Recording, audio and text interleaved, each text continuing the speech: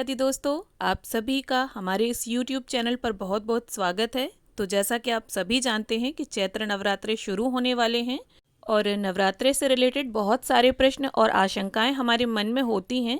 जैसे कि नवरात्रे में क्या कलश स्थापना करना ज़रूरी है, अखंड जोत जलाना ज़रूरी है, या फिर क्या हमें 9 दिन का व्रत रहकर ही पूजन करना होता है, क्या हम बिना व्रत रहे इस पूजन को कर सकते हैं, क्या नवरात्रों में हमें डेली हवन करना चाहिए और नवरात्रे में तेल, साबुन, शैम्पू यूज़ करना चाहिए या नहीं, और अगर कलश स्थापना की है, माता रानी की स्थापना की है तो कितनी बार भोग लगाना चाहिए, कलश स्थापना की है तो क्या अखंड जोत जलाना ज़रूरी है, और नवरात्रे के दौरान नॉनवेज, प्याज लहसुन खाएं या नहीं। इस तरह से बहुत सारे प्रश्न और दुविधाएं हमारे मन में होते हैं, जिनके जवाब आज मैं आप सभी को इस वीडियो के माध्यम से देने वाली हूँ। तो चलिए वीडियो को शुरू कर लेते हैं। तो सबसे पहले मैं बात करूंगी कि जो लोग नवरात्रे का व्रत नहीं रह पा रहे हैं, जैसे कि कोई प्रेग्नेंट है या फिजिकली वीक है, कोई उसकी मेडिसिन्स चल रही हैं, तब क्या वो नवरात्रे का पूजा पाठ जिस विधि से किया जाता है उस विधि से कर सकते हैं या नहीं। तो देखिए, यहाँ पर मैं आपको बता दूं कि अगर जान है तो जहान है।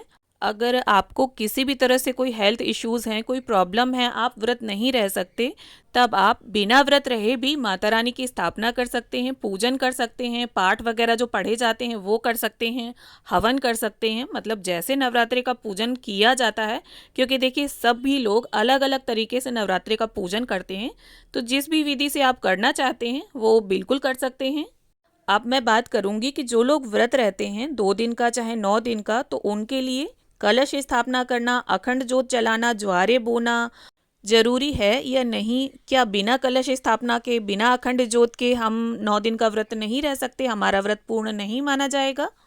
तो देखिए, आप बिना कलश स्थापना के, बिना अखंड जोत के, बिना ज्वारों के बोए भी 9 दिन का या 2 दिन का व्रत बिल्कुल रह सकते हैं। और अगर आप कलश की स्थापना करते हैं तब देखिए अखंड जोत जलाना अनिवार्य हो जाता है, क्योंकि कलश स्थापना के द्वारा हम, देखिए वैसे नॉर्मल विधि जो होती है माता रानी की वो तो हम करते ही हैं, लेकिन अगर कलश की स्थापना हम कर लेते हैं एक बार, तब उसका जो नियम है, जो विधि विधान है, वो थोड़ा ज़्यादा महत्वपूर्ण हो जाता है। थोड़ा इसके लिए हमें परिश्रम करना पड़ता है, क्योंकि जहाँ पर कलश की स्थापना की जाती है तो कलश स्थापना के माध्यम से हम सभी देवी देवताओं का उसमें आवाहन कर लेते हैं। तो जहाँ पर कलश स्थापित होता है वहाँ कभी अंधेरा नहीं होना चाहिए, एक दीपक प्रज्वलित बने रहना चाहिए 24 घंटे।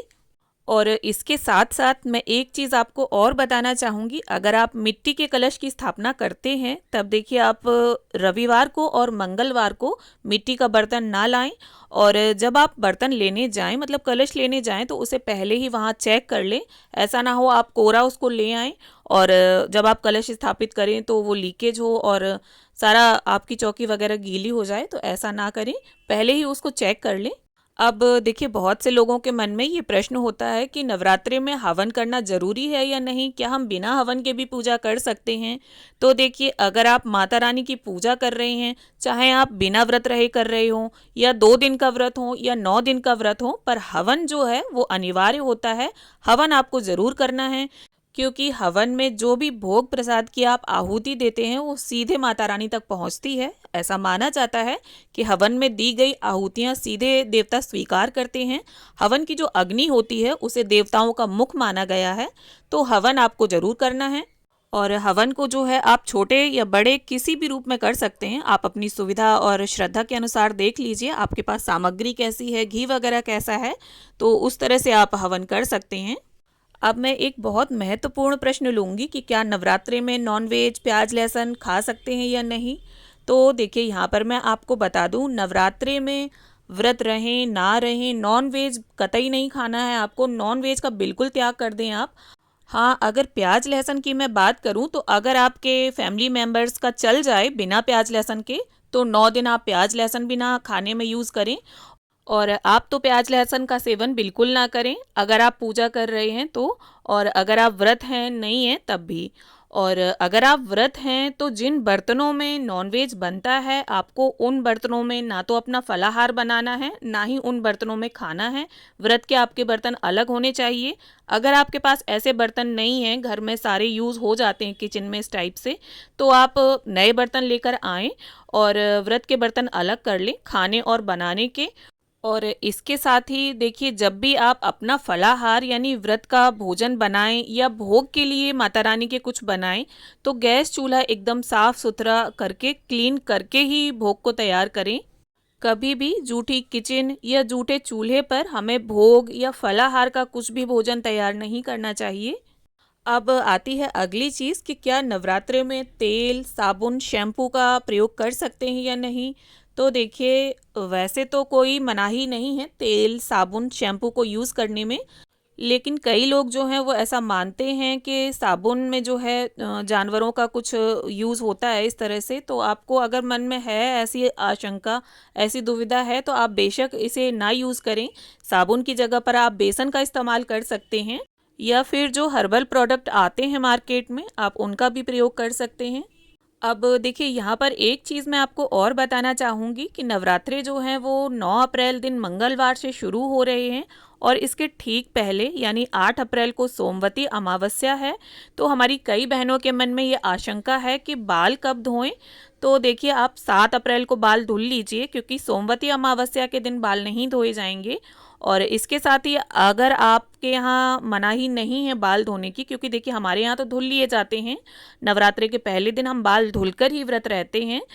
तो इस तरह से नवरात्रे में बाल धोने का कोई दोष या विचार नहीं होता है। अगर आपके यहाँ होता हो तो आप 7 तारीख को बाल धुल लीजिए, वरना 7 तारीख और 9 तारीख दोनों दिन बाल धुल लीजिए आप, कोई दिक्कत वाली, कोई समस्या वाली बात नहीं है।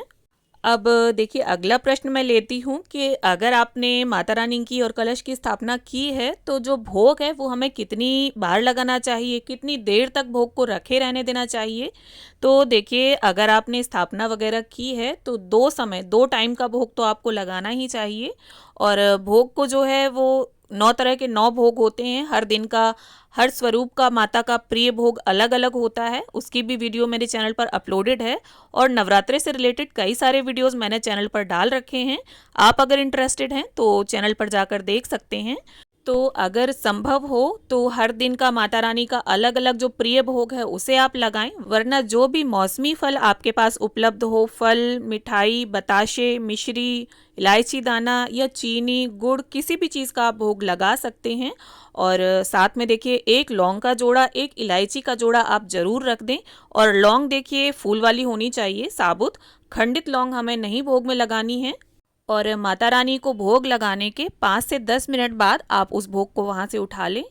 अब देखिए, इसके साथ ही हमारी कई बहनों के मन में ये दुविधा होती है कि नवरात्रि के जो 9 रंग होते हैं, क्या हमें उन्हीं रंगों को पहन कर ही 9 दिन पूजा व्रत वगैरह करना चाहिए। तो देखिए, अगर आपके पास सारे रंग उपलब्ध हैं, 9 रंग, तो आप उन रंगों के कपड़े पहनकर पूजा कर सकते हैं, साड़ी या सूट जो भी है आपके पास।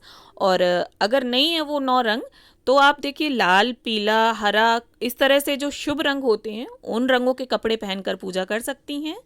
अब देखिए, जनरली कुछ चीज़ें भी मैं आपको बताती जाऊंगी कि अगर आप पाठ वगैरह करते हैं तो इसका आप समय सुनिश्चित करके ही पाठ करें। अगर सुबह में समय है तो सुबह में करें, शाम को समय है तो शाम को करें। और समय एक ही रहना चाहिए, उसे आप बदलें ना बार बार। और इसके साथ ही पाठ करने के बाद आपको आरती ज़रूर करनी है, जो भी माता की आरती आती है आपको वो आरती करें, इसके बाद ही आपका पाठ संपूर्ण माना जाएगा। अब देखिए, मेरे पास इस तरह के भी प्रश्न आते हैं कि क्या मैम पुरुष जो हैं वो नवरात्रि का व्रत पूजन कर सकते हैं या नहीं। तो देखिए, माता के ही सब बच्चे हैं, चाहे स्त्री हो चाहे पुरुष। नवरात्रि का जो व्रत है वो कोई भी रह सकता है, कुंवारी, सुहागन, बच्चे, बूढ़े, स्त्री, पुरुष। अब इसके साथ ही अगला सवाल कि क्या जो अखंड ज्योत हमने प्रज्वलित की है उसे हम तिल के तेल से जलाएं या उसमें देसी घी का प्रयोग करें।